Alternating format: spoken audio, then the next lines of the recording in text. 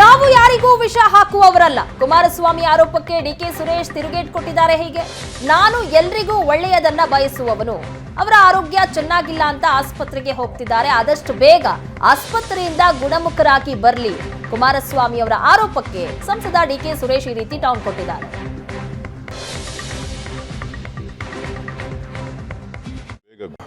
ನಾನು ಯಾರಿಗೂ ವಿಷ ಹಾಕುವಂಥವನಲ್ಲ, ಎಲ್ರಿಗೂ ಒಳ್ಳೆಯದನ್ನು ಬಯಸ್ತಕ್ಕಂಥವನು.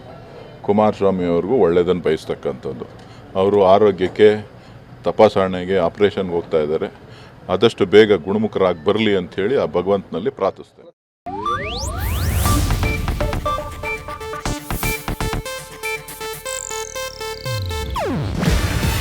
ಇದು ಏಷ್ಯಾನೆಟ್ ನ್ಯೂಸ್ ನೆಟ್ವರ್ಕ್ ಪ್ರಸ್ತುತಿ. ನೀವು ನೋಡ್ತಿದ್ದೀರಾ ಏಷ್ಯಾನೆಟ್ ಸುವರ್ಣ ನ್ಯೂಸ್.